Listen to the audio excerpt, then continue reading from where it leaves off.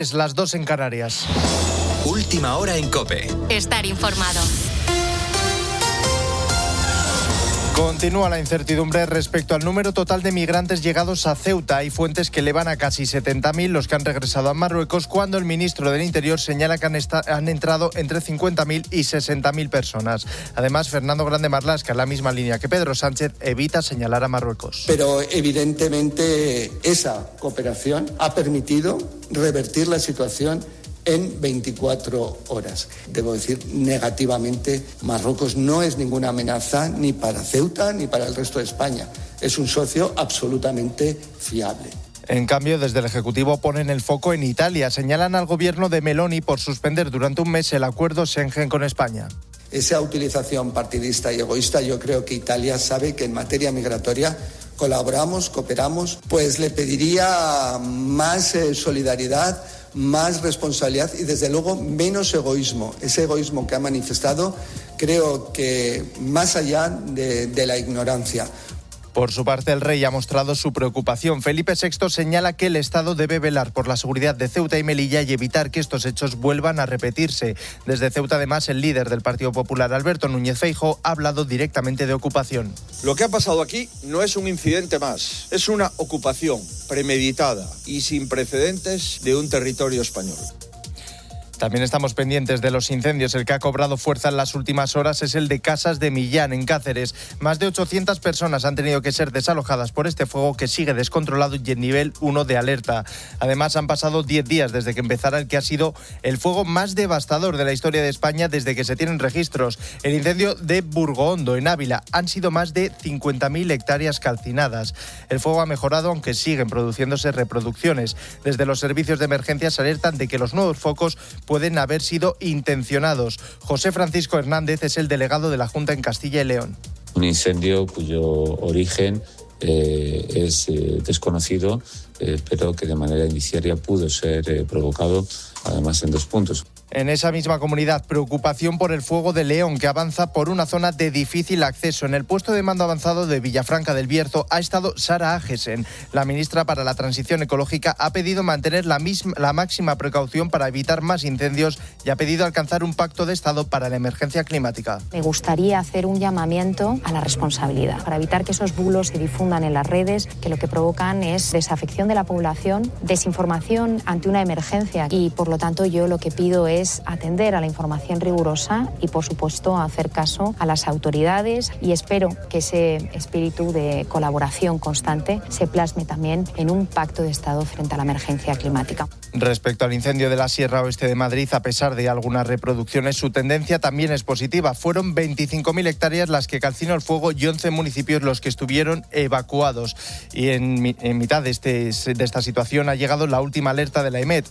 El organismo pide extremar las precauciones ante las condiciones meteorológicas de los próximos días, que podrán favorecer la propagación rápida de las llamas. A esto habrá que sumar que a partir del viernes que viene volverá el calor, como nos ha explicado el meteorólogo Jorge Olcina. A partir del viernes próximo ya lo vuelve otro repunte de aire cálido, ¿no? Si se mantiene la previsión, entre el viernes y fin de semana próximo hasta el lunes, día 10, serían de nuevo unos días de bastante calor en toda España.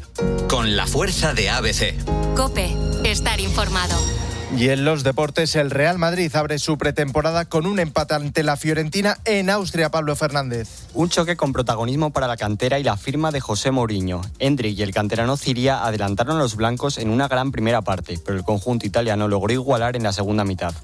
Un partido donde además debutaron Dumfries y Carlos Espí, y donde Mourinho analizaba así el desgaste físico de la plantilla en estos primeros días de trabajo. No es el Real Madrid con los jugadores que tenemos. El lunes llega Vini, llega Brahim, llega Bernardo. Esta gente que está aquí, pues Dumfries, Carlos, Endrick ya tendrán unos días más de trabajo. Mientras, en el Barcelona la actualidad pasa por Inglaterra. Hansi Flick ya cuenta con Alejandro Valde recuperado y Rafinha incorporado a los entrenamientos. Además, el club azulgrana oficializa el fichaje del extremo belga de 18 años, Jesse Bisugu, procedente del Brujas por 8,5 millones de euros, que ya se encuentra en el St. George's Park para ponerse a las órdenes del técnico alemán. Gracias, Pablo. Sigues en COPE, te quedas con la noche del Grupo Risa. COPE. Estar informado.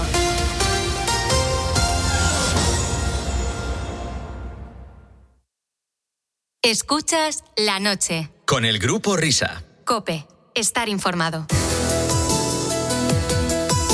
Seguimos en 1989 y llega ese momento de sumergirnos en el espacio donde nos quitamos años, décadas diría yo. Porque había una época, donde los peinados eran imposibles, donde los pantalones campana dominaban la moda. Hombre, no, tampoco. Sí, donde los selfies eran las fotos Polaroid, Whopper, ¿te acuerdas de las fotos Polaroid? Esos Walkmans de doble pletina para escuchar nuestros temas favoritos, esas cintas vírgenes de Maxwell, de Philips, de TDK. Vicente, 90. O sea, yo de verdad que te juro que no he visto jamás un Wallman de doble pletina, porque precisamente el Wallman era el dispositivo portátil para llevar encima. Los que eran de doble pletina eran los loros. ¿Y cómo? A ver, entonces, ¿cómo era eso de que tú ponías en el Walkman una cinta y luego estabas escuchando una cara y luego le dabas a un botón y escuchabas la cara de colado? Estás hablando de los Wallman que eran autorreverse. Autorreverse. Eso sí que era una maravilla tecnológica. El Wallman de la época era aquel que era autorreverse, que tenía radio con FM, con presintonías y ecualizador de 3 bandas en la tapa de la casete. Bueno, pues señoras y señores, damas y caballeros, vamos a afinar el oído y a ponernos cómodos porque comienza La Hora Vintage con José Manuel Pontes. José Manuel, buenas noches, bienvenido, amigo. Muchas gracias, buenas noches. Seguimos entonces hablando, querido maestro Whopper, de ese año 1989, ¿verdad? Sí, Vicente, y antes de meternos en el 89, déjame decirte una cosa. Al final, esto de La Hora Vintage que hacemos entre Pontes y yo es una excusa para traeros a todos sonidos. Porque la radio, como decía José Ra, la radio son sonidos. La radio son sonidos. Son sonidos. Aunque parece algunas veces que se nos olvida con esto de las moderneces del vídeo y tal. Pero bueno, estos sonidos funcionan como los olores. O sea, desbloquean recuerdos y te devuelven a momentos que ni siquiera sabías que estaban todavía ahí.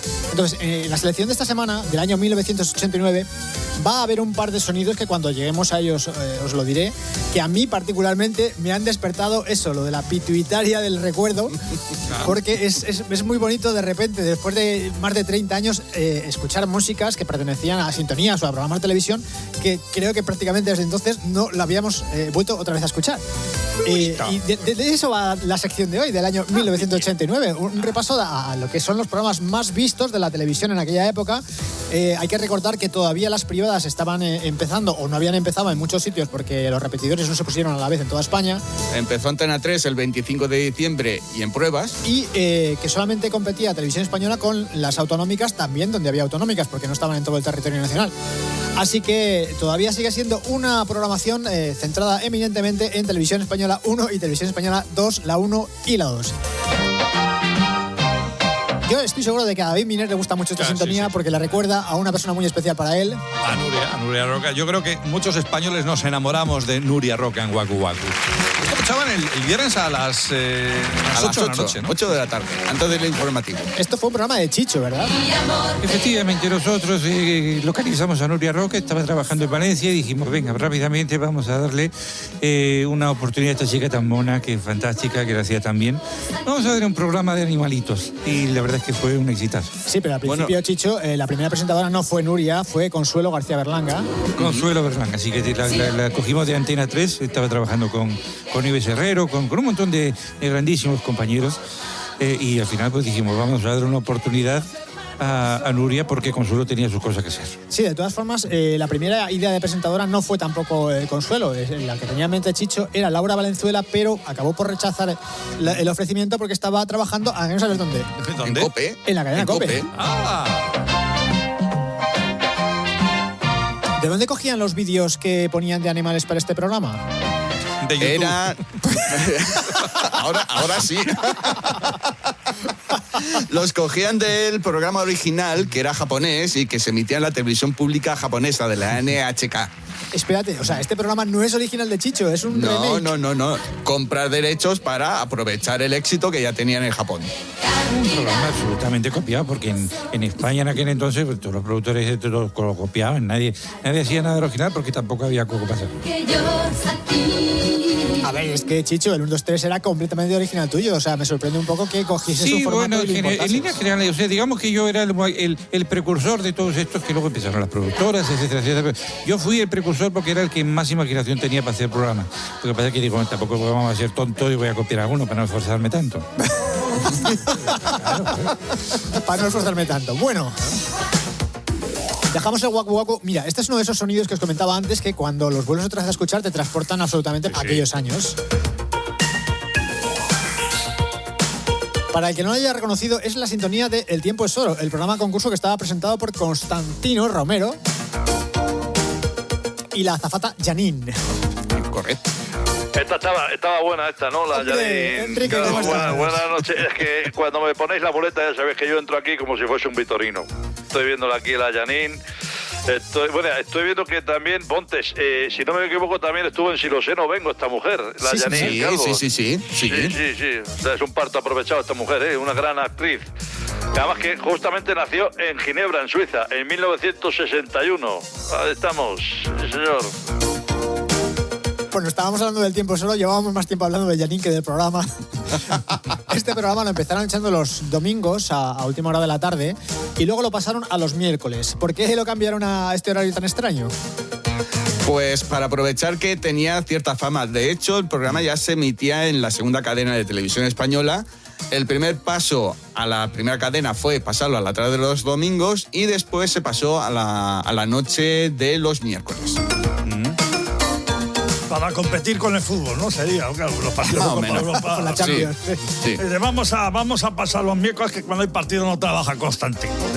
Fuimos muy listos. Gran programa, ¿eh? Gran programa. Esta sintonía ya la escuchábamos la semana pasada cuando estábamos hablando del año 88. Es la de Rocopop, que lo empezaron echando los sábados por la tarde. Yo creo que en el año 89 todavía eran los sábados y luego lo debieron pasar como por la mañana al domingo o algo así, me parece. Lo cambiaron de horario, creo recordar, Programa presentado por Beatriz Pecker, en el cual ya decíamos la semana pasada que estaba nuestra compañera Paloma Serrano presentando la lista de AFIBE. Aquí podíamos ver a gente eminentemente nacional, como es obvio, pero también era curioso cuando de repente en un programa de televisión española te podías encontrar, no sé, a los In Excess o a los Pet Shop Boys. O sea, traer a estrellas internacionales a la tele era una cosa bastante habitual en aquella época. Hoy en día eso está completamente desaparecido. Ya si entran en la tele es por Zoom. Programa que se emitía en estéreo para los 4 televisores estéreo que debía haber en España. Sí, donde estuviera disponible.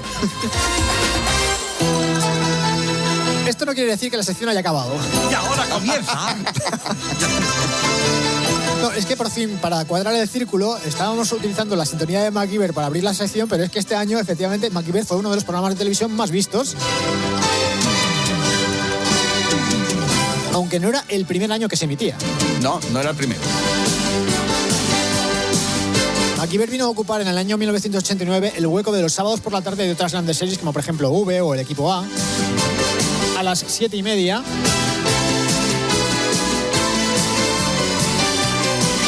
Y como dice aquí la documentación de Pontes, pues este fue uno de los espacios que propició que la teleindiscreta empezase a sacar fotos del protagonista desde sus inventos. Hay que verlo ahora, ¿eh? Sí, ahora no se atrevería. No, está bastante mejorado el hombre. Sí. Pero como siempre, la sintonía de esta serie nos trae muy buenos recuerdos y además es bastante, no sé, es como espídica, te da ganitas. Bueno, Pontes, ¿y esto de Punto y Aparte qué es? Pues era un programa de debate que se acabó emitiendo los jueves en la primera cadena de televisión española después de la serie que se emitía después del informativo y que estaba presentado por Manuel Campo Vidal. La cosa es que Punto y Aparte empezó siendo como un añadido del informativo que se llamó Telediario Punto y Aparte y después se convirtió en un programa de debate semanal. Manuel Campo Vidal, que además en aquella época era el habitual en los debates, en los enfrentamientos políticos en televisión española cuando se llevaban a los candidatos para las elecciones, con un formato que era bastante parecido al Punto y Aparte. Por cierto, yo no sabía que Manuel Campo Vidal está casado con María Rey, otra gran presentadora de televisión, que creo que ahora está en Madrid. Sí. Y el año pasado, es decir, en el año 1988... ya hablamos de Cajón Desastre como programa que había llegado a sustituir las mañanas del sábado a La Bola de Cristal. Solamente decir que estaba presentado por la grandísima Miriam Díaz Aroca. Y que Alf ya no estaba dentro de Cajón Desastre. Es verdad, habían cambiado alguna de las series, ¿no? Sí. siempre recordaré Cajón Desastre, no sé si lo he dicho en alguna ocasión, porque ahí fue donde yo descubrí a Faemino y Cansado. Sí. Y Pedro Reyes, que además de salir aquí este año también sale en otro programa de televisión que veremos más adelante. Pero antes de llegar allí, hablamos de nuevo de Remington Steele, porque hace unas semanas mencionábamos a Pierce Brosnan como uno de los James Bond de los últimos años. Y creo que fue en ese momento cuando comenté que cuando vi al actor interpretando al detective Remington Steele en la serie de televisión, inmediatamente pensé que sería un candidato estupendo para interpretar también a James Bond. Mira. Yo lo veía en la serie y decía, este tío de Bond lo haría fenomenal.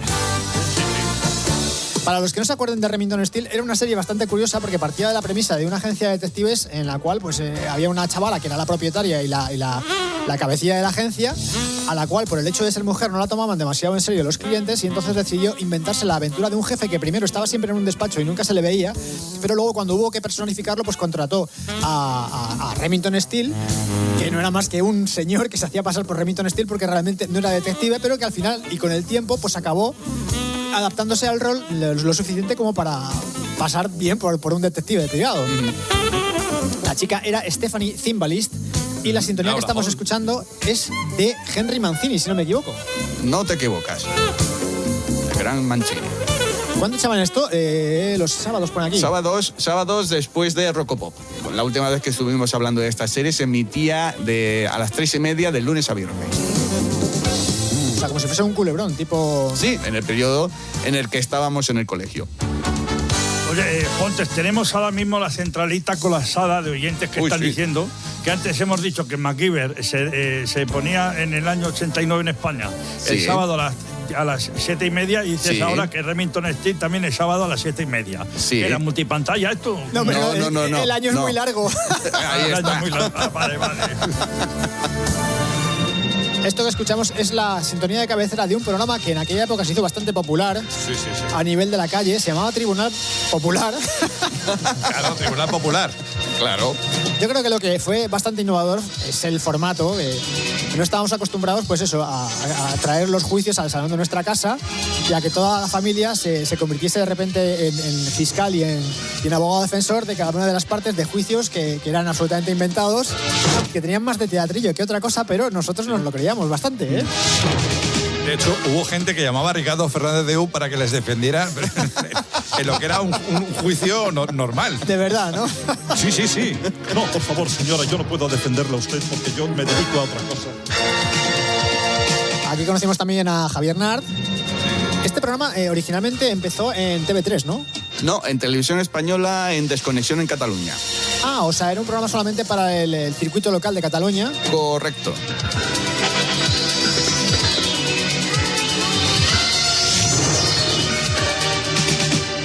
Recordamos que estamos escuchando las sintonías de cabecera de los programas más importantes en Televisión Española en el año 1989 y llegamos a la franja matinal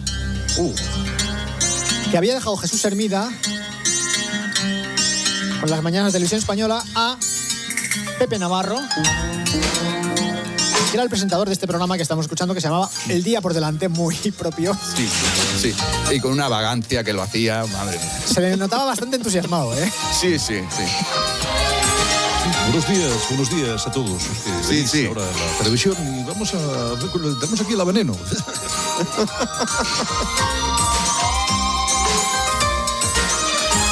Bueno, esto que era un magazine en el que había información, había entrevistas, había reportajes. Concursos también, claro. Por la mañana hay que rellenar, ¿no? Sí. O sea, lo que era un programa contenedor, me imagino. Contenedor y cuchillo. El concurso de la marca de turno, de la leche de turno, del bollicao. Esto sí que era un concurso. Ya hablábamos la semana pasada de Julia Otero en el 3x4, pero en el año 1989 fue sustituida por Isabel Gemio. Insisto, aquí ya era Isabel Gemio, porque a Gemio la habíamos conocido en el concurso Los Sabios, pero entonces se llamaba Isabel Garbí. Isabel Garbí, que se lo puso un directivo de Radio Barcelona. Miner, ¿a ti te dolió este cambio? No del todo, porque Julia Otero, digamos que estaba muy bien, si se me permite la expresión, en todos los sentidos, pero no estaba en su prime. Su prime llegaría un poquito después en un programa que yo creo que vamos a hablar de él hoy.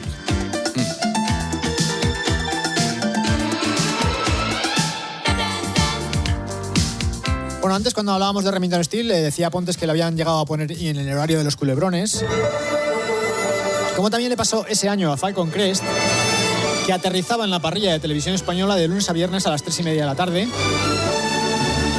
Pero no era una reposición, era una nueva temporada, ¿no? La 7ª temporada de la serie.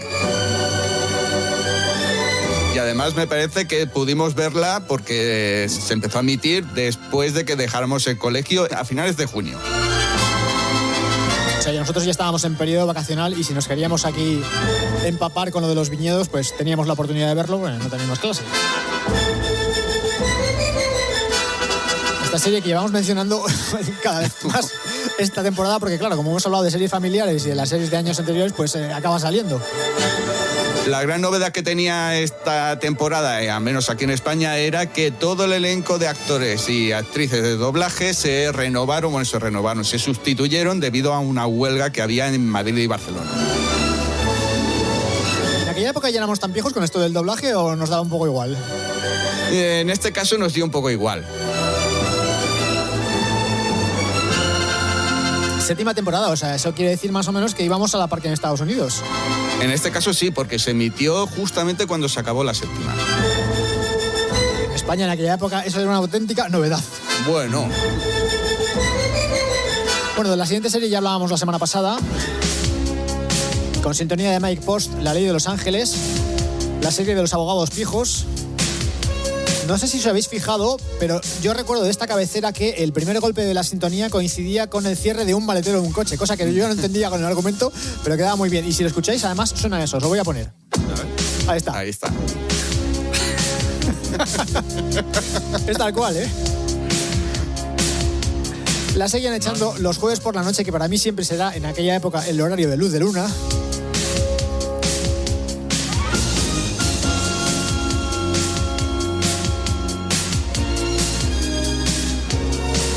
Y la serie de la cual vamos a hablar a continuación, pues tiene también una careta, una sintonía de entrada de las que yo os decía al principio de ya lo sabía. Es que lo sabías, ¿eh? Sí, porque a mí me ha pasado lo mismo. Bueno, esto que escuchamos corresponde a una serie que se llamaba 30 y tantos, que echaban también los jueves por la noche.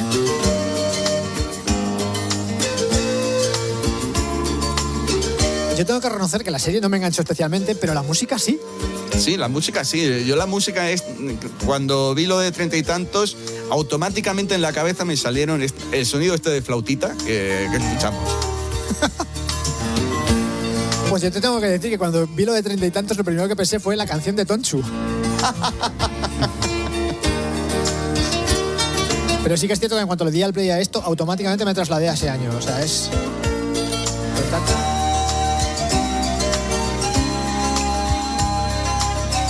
La sintonía dura 3 minutos y medio, lo que pasa es que la parte más reconocible es obviamente la del principio.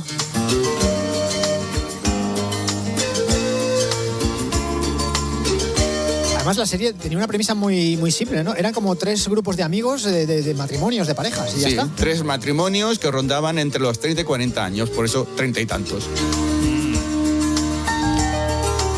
Es que es preciosa. Bueno, venga, que me voy a poner a llorar. Seguimos con la siguiente serie.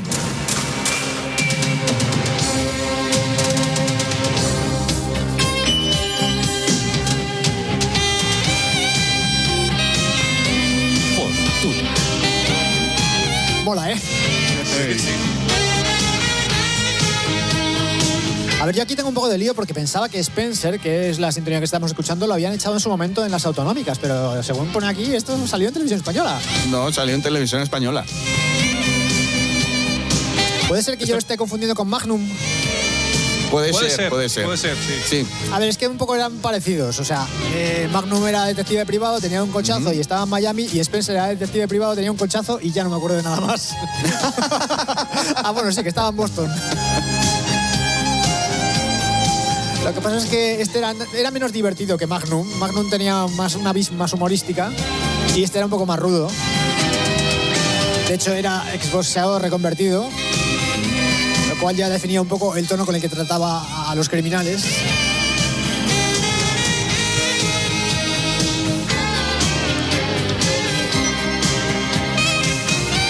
Como mola el saxo, ¿eh? No, es que estoy leyendo aquí que pone que su emisión se hiciera en verano en la hora en la que canta la chicharra hizo que estuviera en los primeros puestos de audiencia del año. En la que canta la chicharra. Porque no había otra cosa que ver. Claro, efectivamente. Y había mucha gente en casa porque estábamos los del cole ahí apalancados delante de la televisión. La batería del comienzo me recuerda mucho a V. Bueno, Miner, llega tu momento. Esto que escuchamos es la sintonía de cabecera de un programa mítico que se llamaba La Luna, que estaba presentado precisamente por Julia Otero, que echaban los martes por la noche en la primera cadena, después de que Julia dejase el 3x4, cambió radicalmente de estilo y de aires y se metió en un programa que fundamentalmente eran entrevistas en un tono muy tranquilo, con una escenografía tipo talk show americana. Tenías su toque sensual también, precisamente por lo que dice Whopper, con esa iluminación, con esa presentadora, con ese tono de voz, con esa así, sí, pues con esa luz en penumbra y tal. A mí todo eso me chirriaba mucho porque llegábamos Era un viendo poco buenas tardes. Sí, a Julia Otero en una faceta mucho más desenfadada y mucho más, no sé, eco-friendly, las mediodías de... Eco-friendly. Sí, y de repente me la pongan aquí con el saxo, en plan cruce de piernas, pues no me parecía demasiado propio. Buenas noches, soy Julia Otero. Bienvenidos a La Luna. ¿Qué tal, Julia? ¿Cómo estás? Bueno, en aquel momento estaba más aflautada. La voz. Estaba guapísima y estaba en su prime en todo. Ahí ya empezó a despegar de una manera ya... Y siempre lo ha hecho bien todo, ¿eh? Televisión, radio... Sí. Bueno, Miner, esto cuéntalo tú, que es tu negociado. A ver, esto era Estadio 2, como recordáis, es un programa que presentaba Olga Biza. Esto era por la tarde, Ponte, si no me equivoco, yo creo que sí, ¿no? Por las tardes, sábado y domingo. Después de comer, con deportes que no eran tan populares como el fútbol o en baloncesto. También se daba tratamiento a deportes, yo qué sé, como el waterpolo, como el rugby, como la petanca. O sea, era un programa contenedor de estos deportes minoritarios. Desde Cajón Desastre todo era programa contenedores. Sí, correcto. Y también lo había en deportes y lo hacía muy bien Olga Biza, a la que le mandamos un fortísimo abrazo porque sabemos que es seguidora de este programa. Y te entretenías, tenías ahí la televisión de fondo y, oye, pues mira, ahora van a echar esto, pues me siento a verlo. Y si no, el comentario que hizo Minero la semana pasada sobre este programa es que te sentabas en casa con palomitas. Y yo te juro que cuando era pequeño, en mi casa no se comían palomitas delante del televisor. Eso era una cosa exclusiva para el cine. Pero me hizo mucha gracia la forma de contarlo. Sí. Bueno, creo que esta es la primera serie de ficción española de la que vamos a hablar esta noche. Es la maravilla. Búfalo, hombre. Que arma la mar y morena. Los sábados por la noche, prácticamente rascando la madrugada, eso de las 11:30. El 18 de febrero del año 1989 se estrenaba Juncal, la serie protagonizada por Paco Raval. Bueno, yo esto no lo veía, si lo veíais vosotros lo podéis contar. Era muy tarde. Es que era muy tarde, además era una temática que para nosotros los niños no... A ver, nos gustaba más MacGyver y el equipo A, no era... Juncal era una cosa para mayores. Pero funcionó muy bien, fueron solamente 7 capítulos, pero cosechó un gran dato de audiencia ese año en televisión española. De hecho, está entre los 10 programas más vistos de ese año.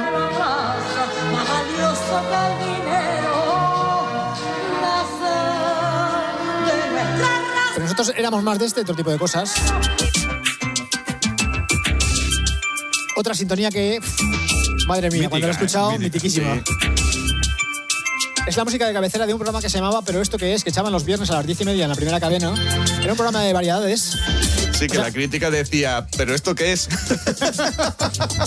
Yo creo que, de hecho, cuando presentaron el primer programa, estaban presentándolo Luis Merlo y Beatriz Santana con Pedro Reyes, era lo que decían, o sea, el argumento era, ¿pero esto qué es? O sea, un juego de palabras con el nombre del programa y con el contenido, porque tampoco teníamos muy claro qué íbamos a ver. No, había un montón de humoristas que tenían su sección e incluso actrices como la hija de Pepe Isbert, que tenía como una especie de sketch semanal. Tengo aquí la lista de la gente que pasaba por el programa: Cruz y Raya, Los Morancos, Faemino y Cansado, Jordi LP, Ángel Garó, Pepe Rubianes, Santiago Burrialde. Estoy viendo que Beatriz Santana es hija del mítico Manolo Santana. Claro, el tenista. Sí, pero es una cosa que en aquella época nosotros también ya sabíamos por la tele indiscreta. Bueno, entre los programas más vistos de estos años que estamos repasando, como ya no estamos trabajando con datos de popularidad, sino directamente con datos de audiencia, se nos cuelan también películas.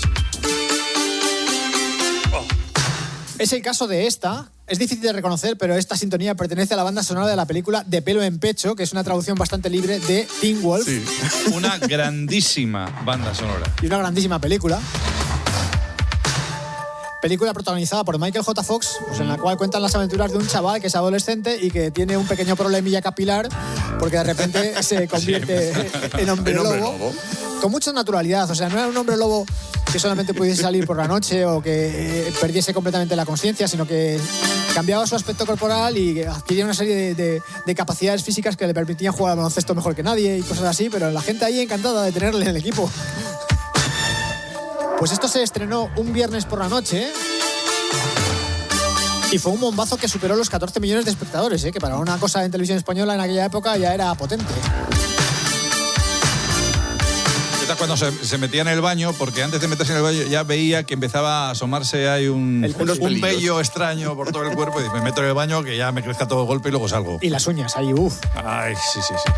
Bueno, hablando de sintonías míticas, esta que vamos a escuchar a continuación le encanta a David Miner. Sí.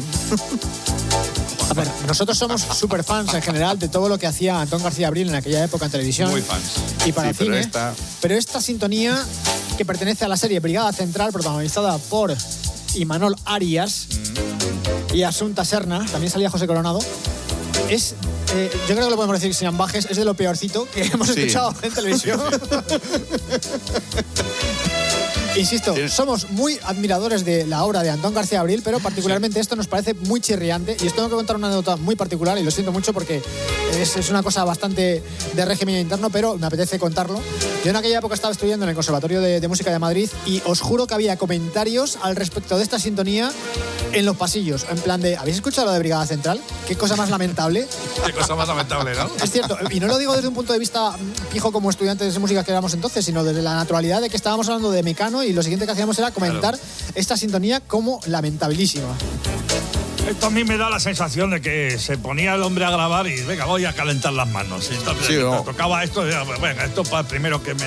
La tenía por ahí perdida y cuando lo vinieron Televisión Española, oye, necesitamos una sintonía.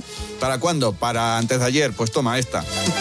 Además que si lo pensáis, o sea, tiene un cierto aire así como unos acordes un poco flamencos y es que es Brigada Central, es que son policías, oiga. O sea, casi le pegaba más esto a Juncal. Sí. Fíjate. Eso sí, nosotros estamos aquí poniendo a parir a la sintonía, pero la serie funcionó muy bien en televisión. Incluso las reposiciones funcionaban mejor que muchos estrenos. Sí, superaba con facilidad los 9 millones de espectadores esta serie. No, está claro que la afición española se ha encumbrado en las primeras posiciones de esta lista. Esto que parece Hitchcock no es Hitchcock. No. Es la sintonía de cabecera de El Lute, Camino Revienta. Y aquí Televisión Española hizo un poquito de trampa, ¿no? Sí, correcto, porque El Lute son 2 películas y Televisión Española lo vendió como 2 episodios de una miniserie. No, pero está bien eso, ¿eh? Afortunadamente fueron solamente 2, porque fíjate, si la llegan a partir en capítulos de media hora, hubiésemos tenido una temporada completa. Ay, aquella España. Yo, si no habéis visto la película, os recomiendo que la veáis las 2, pero sobre todo la primera. Porque cuando va en un tren esposado y madre mía lo que hace para liberarse. No hagas spoiler. Estaba protagonizada por Imanol Arias. Lo tenemos también de Brigada Central a El Lute. ¿Sí? O sea, el yin y el yang.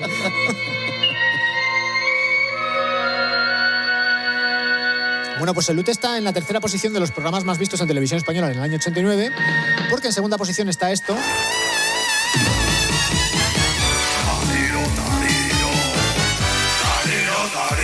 Tariro Tariro era un espacio contenedor también de la Trinca. Sí, contenedor, ¿eh? Que echaban los martes por la noche en la primera cadena. Había entrevistas, había sketches de ellos tres, canciones. Las suyas. Porque claro, no van a cantar la de Sheeran.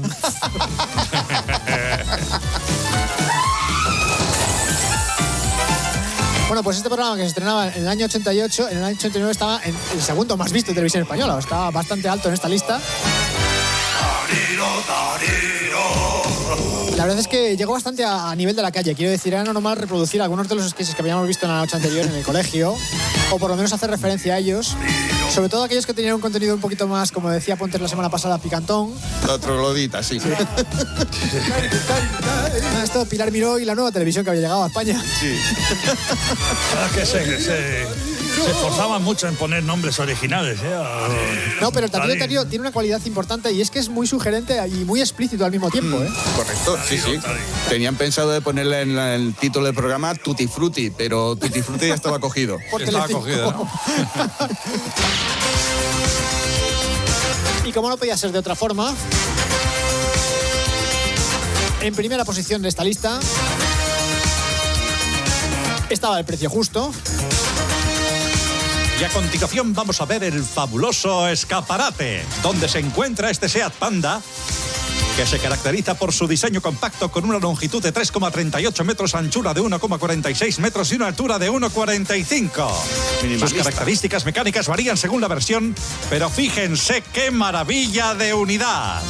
35 caballos y velocidad máxima de hasta 130 kilómetros por hora, que se lo llevará aquel que se acerque más a su precio justo. Se lo llevará aquel que más se aproxime sin pasarse a su... No me acordaba. precio justo.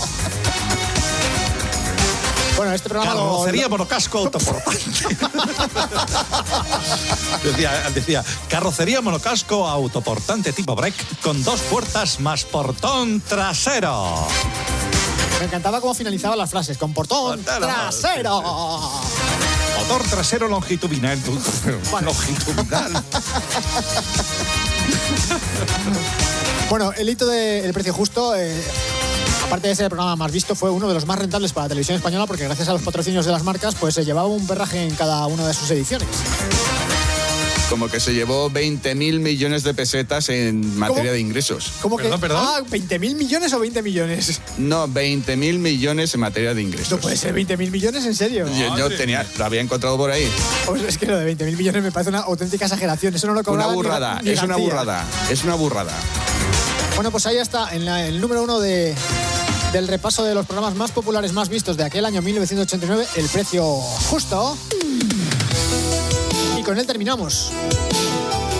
Ay, qué maravilla, de verdad.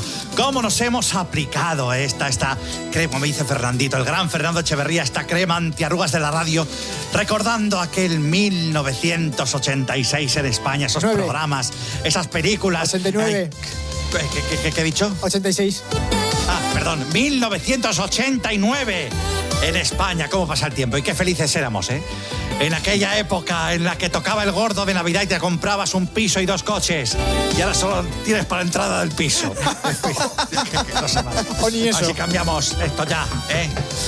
Ay, bueno, señores, Pontes, que muchísimas gracias, ¿eh? Otra semana más aquí. A vosotros. Sentando cátedra. Te esperamos la semana que viene, como siempre. Sí. A la semana que viene vuelvo. Muchas gracias, José Manuel. Y a todos vosotros, queridos amigos, por haber compartido con nosotros este momento de nostalgia en la noche con el Grupo Risa. La hora vintage, la semana que viene más. Adiós. Gracias, muchachos. Grupo Risa. La noche. COPE. Estar informado. Nunca sabes qué va a pasar en verano. Y aquí en España los bomberos luchan contra el incendio declarado esta noche. Hay una última hora que proviene de Estados Unidos. Seguida la última hora de los gordos. Pero sí dónde enterarte. Ahora contamos más cosas en la cadena COPE. Este verano no te lo pierdas. Sigue conectado a COPE. Escuchas La Noche. Con el Grupo Risa. COPE. Estar informado. Pues ahí está, siempre bajo el espíritu de Antonio Lobato. Aquí llega con sus músicas ligeras nuestro colaborador de las horas extraordinarias, porque es extraordinario cualquier hecho noticioso que tenga que ver con la música que nos cuente, y es el gran Marcote. ¿Cómo estáis? ¿Cómo estáis los tres? Bien, sentados. Muy bien, aquí esperándote. A ver qué nos traes hoy. Bueno, hoy vamos a hacer una subsección dentro de esta mi música ligera que se va a llamar Tremenda Viajada, porque en la que hacemos efemérides de cosas que a mí me hacen, pues eso, me echan unos años encima. No hacemos nunca efemérides en este programa. No. Por eso. Se que mola, se que os renta, como dicen los chavales ahora, os renta. Hace 35 años, el 10 de septiembre pasado, cumplió años una serie mítica para toda la gente joven que nos escucha, que es esta del Príncipe de Bel-Air. Now this is a story all about how my life got flipped turned upside down, and I'd like to take a minute, just sit right there. I'll tell you how I became the prince of a town called Bel Air. Oye, antes de entrar en materia con esto del Príncipe de Bel-Air, no puedo resistirme a poner la versión en español de este tema que cantaba... Sí. Hablaremos del doblaje, claro. Iván Muelas, me parece que fue, ¿no? David, sí, Iván. Que ya hay que decir que el playback era un poco más pelaguero que el original. Sí. Ahora escucha la historia de mi vida, de cómo el destino cambió mi movida sin comerlo ni beberlo. Y la traducción no te quiero contar. El chuleta de un barrio llamado Bel Air. Y está fuera de sitio.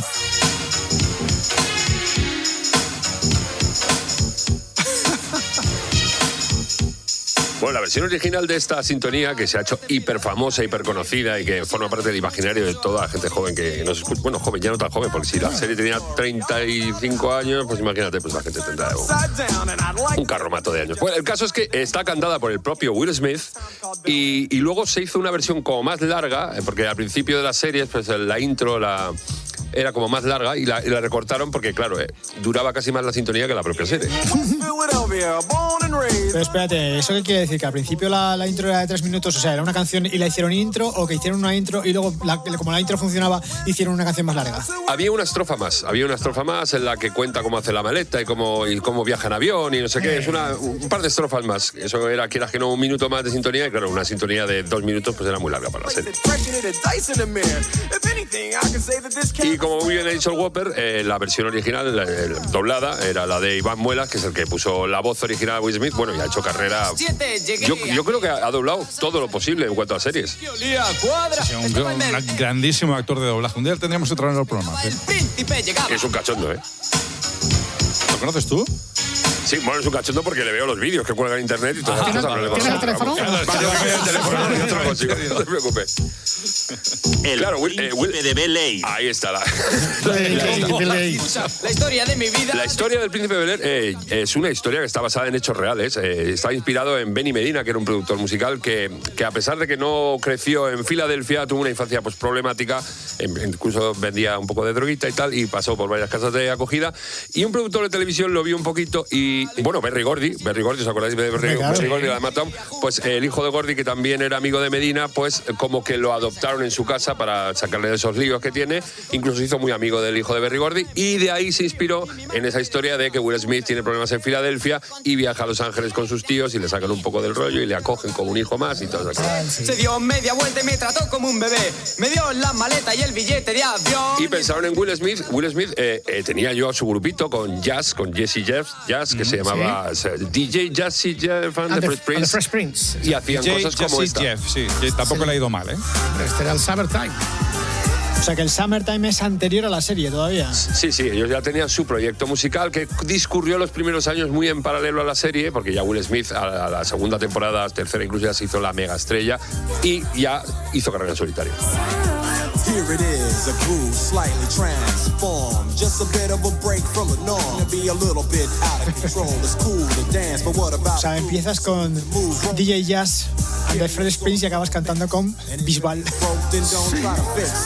Bisbal y India Martínez también ha hecho una colabo hace poco, Will Smith, ¿no? Sí.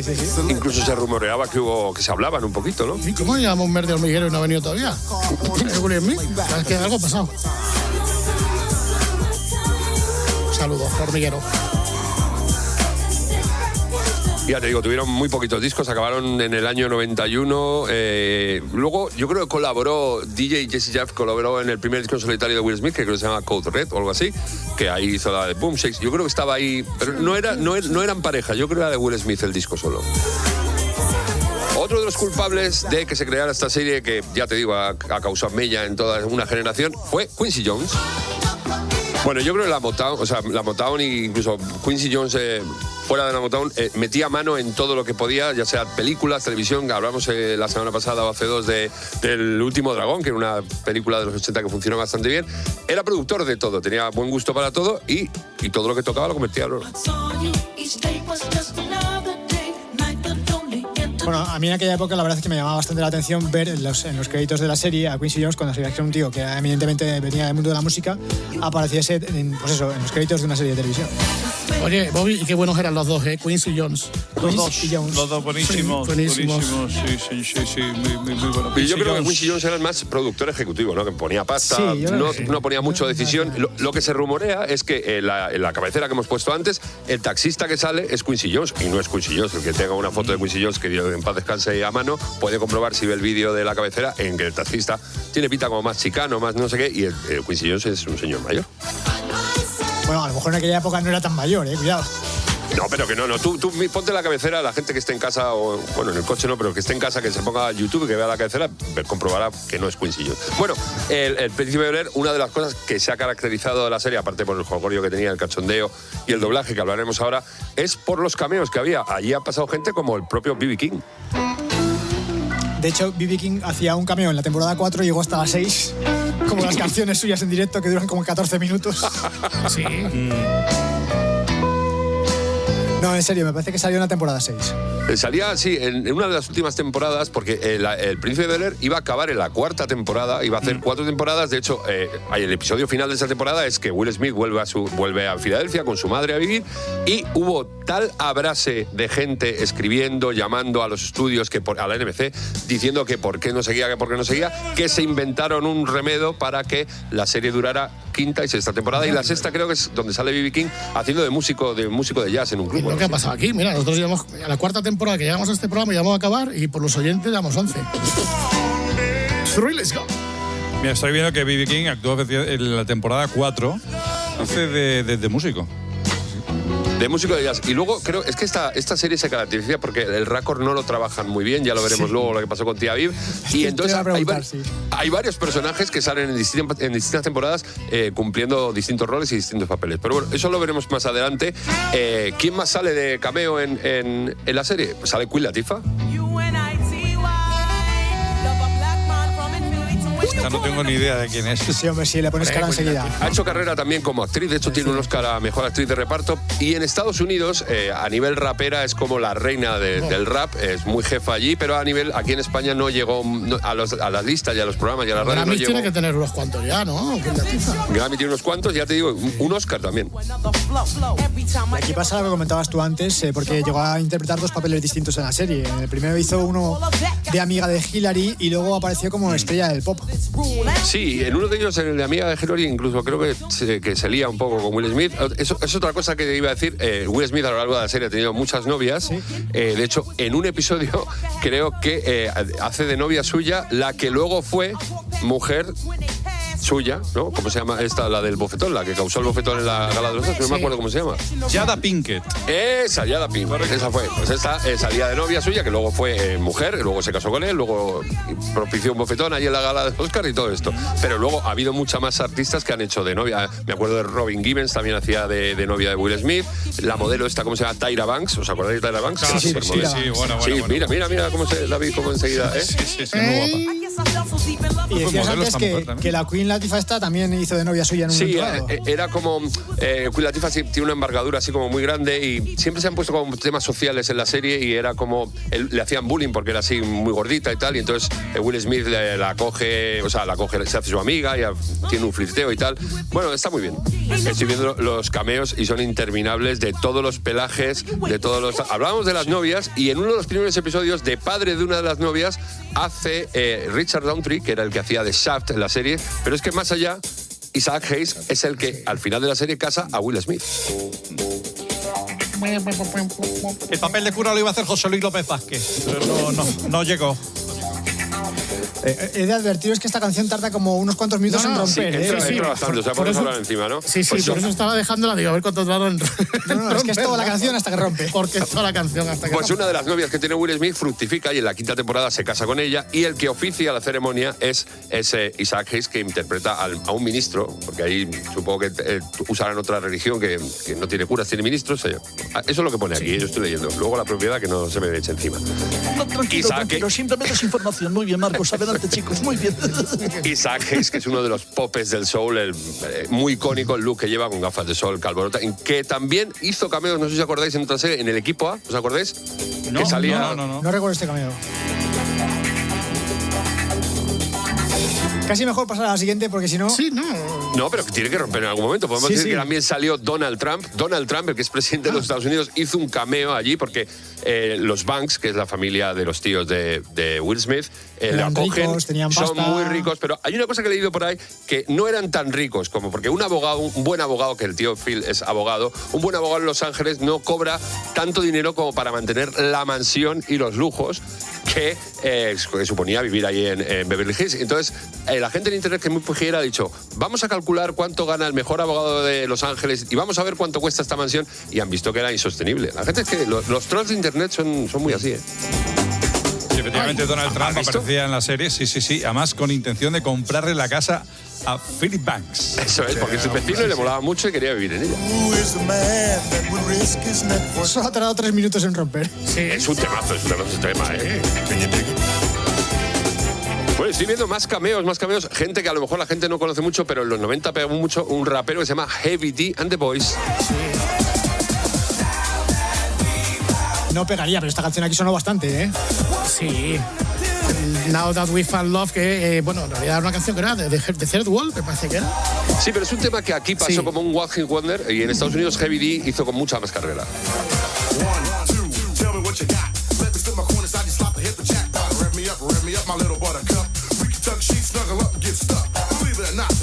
El mundo rap está muy presente a lo largo de toda la serie del Príncipe de Bel-Air porque, claro, Will Smith es rapero y todavía tenía carrera como rapero, entonces se rodea de muchos de su círculo y los trae a la serie. Hay en un episodio que unos raperos le alquilan la casa para hacer un videoclip sin que lo sepan los tíos y son estos que suenan, que son Bell Biv DeVoe. Esto ya es muy para especialistas, Sí. Bueno, depende, porque si os digo que Bill Biv DeVoe son 3 tipos que tenían un grupo que se llama New Edition, y si os digo que New Edition era el grupo de Bobby Brown. Y aquí no sé si estaba Ralph Tresvant, alguno de estos, que también hicieron cosas en solitario, sí. O sea que por deducción Bobby Brown también salía en El Príncipe de Bel-Air, ¿o me lo estoy inventando? No, vamos a ver. Estos son 3 tipos que se llamaban, os voy a decir los nombres, que se llamaban... Bell, Bill y DeVoe. Ricky Bell, Michael Bivins, de ahí el Biv, y Ronnie DeVoe, de ahí el Bell Biv DeVoe. Y estos eran integrantes de New Edition, pero no... Vale, que New Edition eran más gente. Sí, Bobby Brown se fue a matizar un poco a Whitney Houston y estos montaron Bell Biv DeVoe. Pues seguimos con Boys.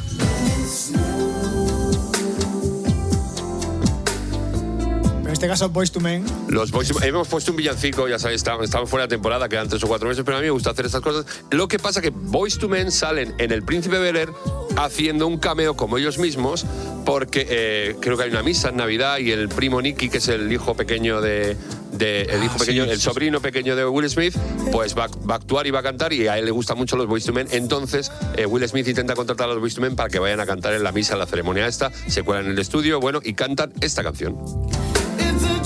En vez de llevar la Susa, le lleva a los Boyz II Men.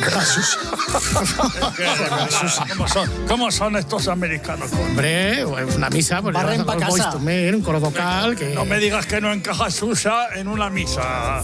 Sí. Oye, coro vocal te lo puedes, de verdad, Jesús Luis, pues no, en los 80, pues un coro vocal. ¿Quién podríamos llevar? Pues, a los Tennessee.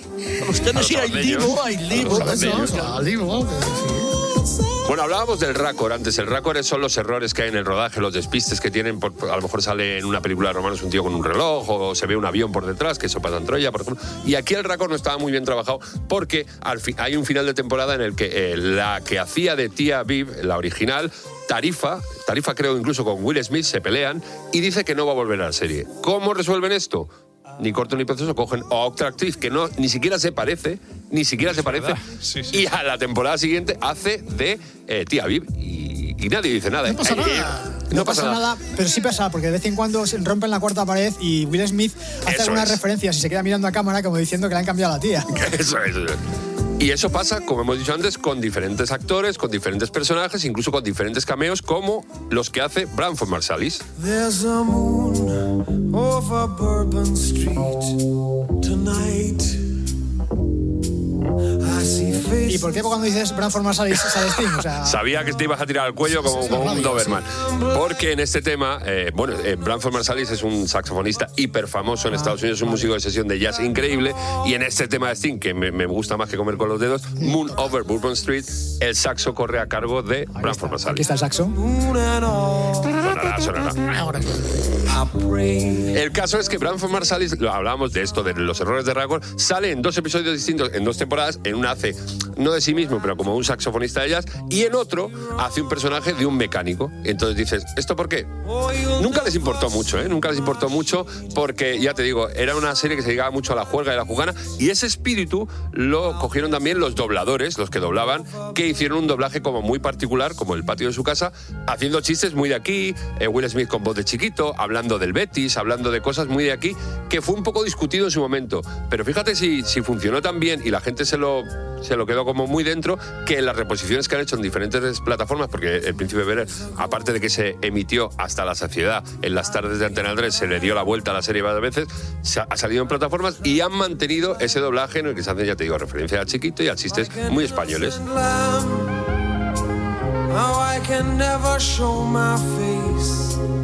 De todas formas, también hay que entender que en aquella época no era fácil revisitar una serie, entonces era normal que si un actor secundario aparecía esporádicamente en un episodio del principio de la serie, lo sacaban 2 temporadas más tarde y nadie se acordaba de él, porque no había la posibilidad que tenemos ahora de volver otra vez a revisitar los capítulos anteriores. Ya, pero bueno, hombre, alguien llevará una lista, un listado de a ver quién ha venido. Fulanito, anda que no hay actores y músicos. Bueno, hemos hecho un repaso musical por toda la, digamos, banda sonora o cameos de cantantes que han aparecido por El Príncipe de Bel-Air, por Will Smith, después de los 35 años que se celebraron el pasado día 10, y la gente estará diciendo, falta el mítico. Claro, falta él. Hombre. El tigre de Gales.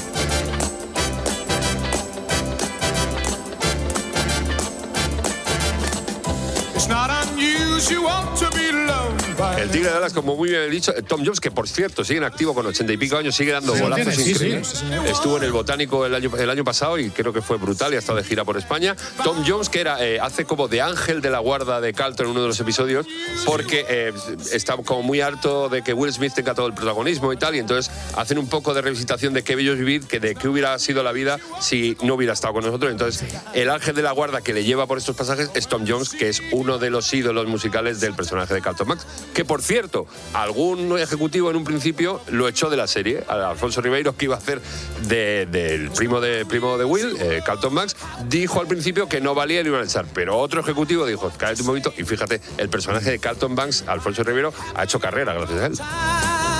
Yo ya no puedo escuchar esta canción sin imaginarme de Carlton Banks bailando.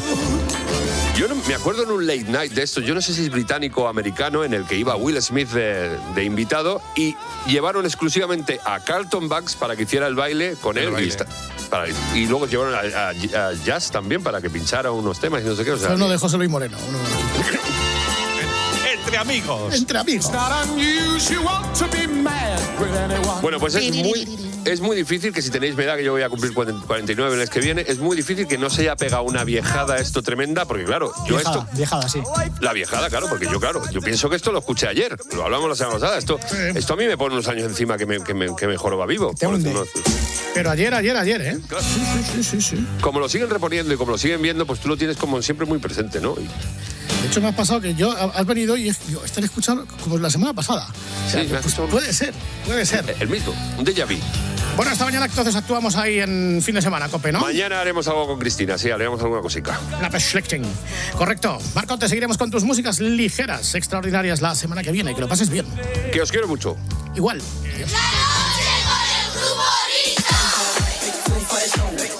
Y así en un ratito llegamos a las noticias de las 4, las 3 en Canarias, para asomarnos a la última hora de la noche con el grupo Risa.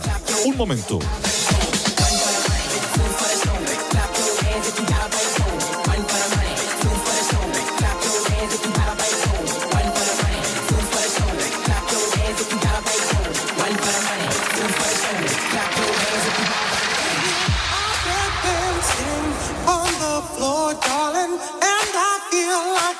Need some more, and I feel your body close to mine.